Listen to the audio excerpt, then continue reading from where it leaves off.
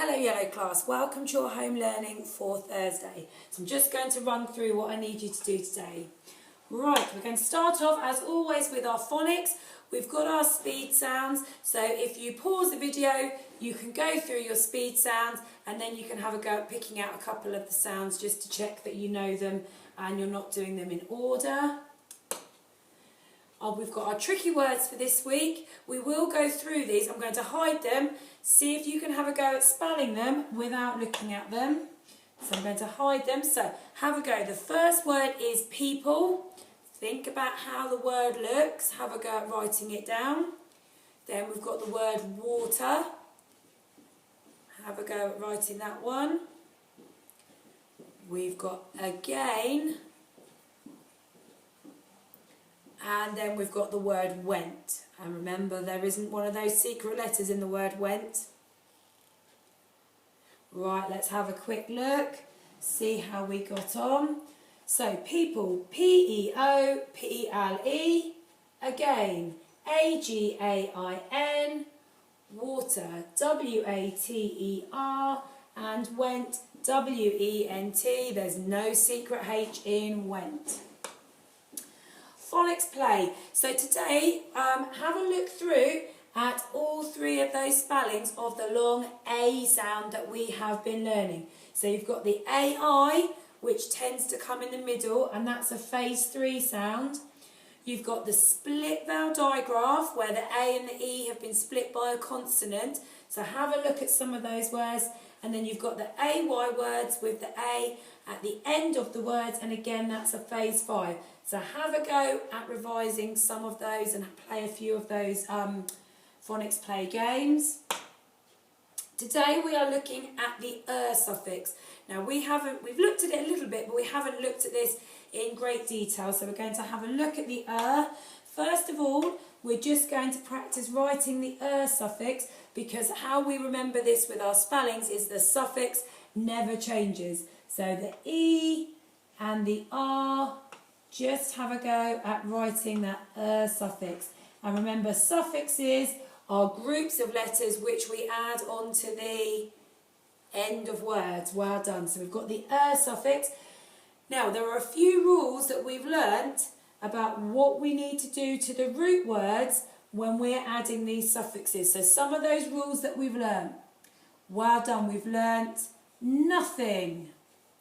Sometimes we don't do anything to that root word. It stays the same. Sometimes we have to double that final consonant when we've got the short vowel sound. The A, E, I, O, or an A. When we've got one of those, we have to double the final consonant. Sometimes we have to take letters off of the end of our root word. Sometimes an E or an LE comes up. Sometimes if our root word ends in a Y, the Y becomes an I. So today we've got two nice regular words where we are going to be following this rule here where we do nothing. So we've got the root word short. We're going to write the word shorter. So what we do is we just add that on the end. So have a go at writing the word shorter. And you can put that into a sentence. You could just do that orally by saying that sentence to somebody. And these are comparative words. My sister is shorter than me. So have a think about how you can use those. Loud, again, a nice regular word. So we write the root word loud and we can just add that on the end. And on your phonics sheet for this week, you have got a range of words that all follow that rule about doing nothing before we add the suffix on. So make sure you have a look at those. And again, you can put them into sentences. Have a practice writing the words. Spelling Shed, you've got all your activities on there that you can have a go at.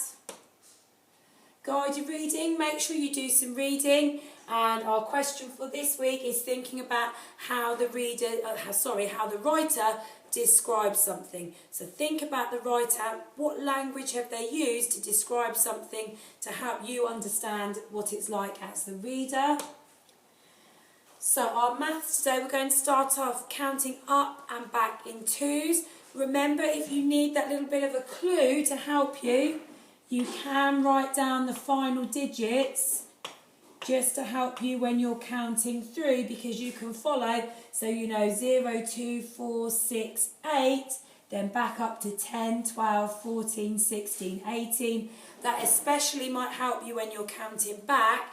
And remember when you count back, so if we were on 88, 86, 84, 82, 80, and then it jumps to the 10 before, 78, 76, 74, 72. So just watch when you're crossing the tens boundaries that you're getting the right ones for those. Now today we've got some problem solving. I like doing problem solving. Now, what we've got today in your pack, you have got 2 different grids. Now when you're looking at these grids, what you need to think about is you need to work out the value of each of the shapes. Once you've worked out the value of each of the shapes, you can then complete each of the rows and each of the columns with their values. Now, I'll give you a little bit of a clue. Where I would look, first of all, is a row where you have got 3 the same, because then you don't have to think too much.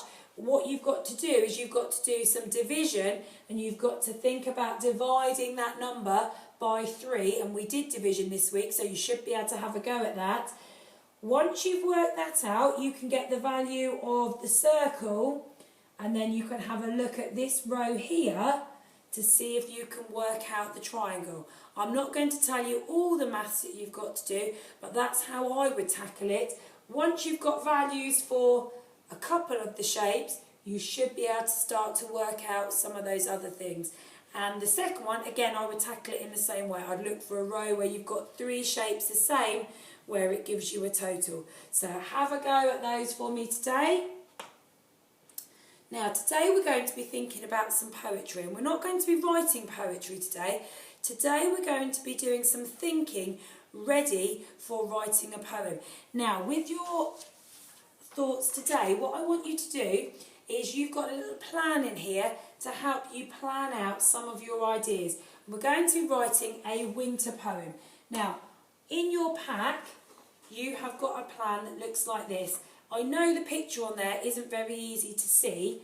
I'm just going to go over on the flip chart. I'll come back, but what you might want to do is pause the video so you can look at the picture that I picked. Okay, so you've got a nice wintry scene here. Okay, I picked quite a classic scene, not something that we ever see much of down here. We've got quite a lot of snow on the ground there. We did have it did look a little bit like this in the forest when we had some of those icy days over the Christmas holidays.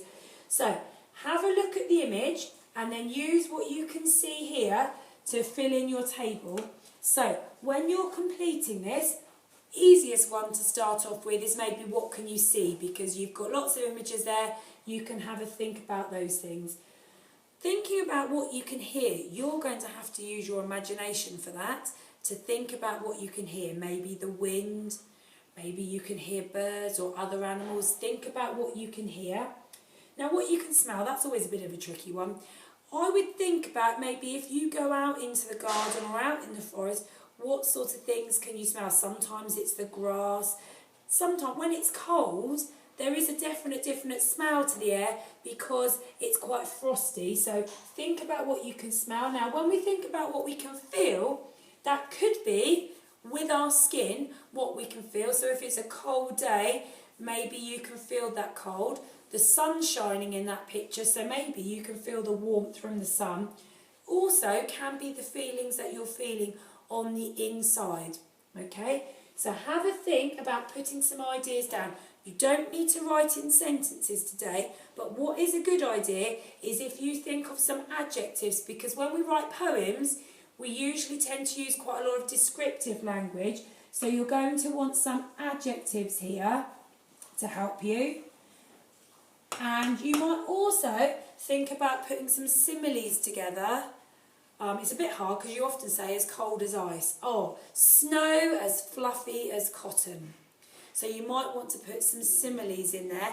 Have a think about what you're going to use. So you might want some adjectives to help you there. As I say, You might want to pause the video on the picture so that you can have a really good look. I know the copy you've got, it's quite hard to see a lot of that detail on there. So I hope that goes well, and I will see you this afternoon. Take care, Yellow class.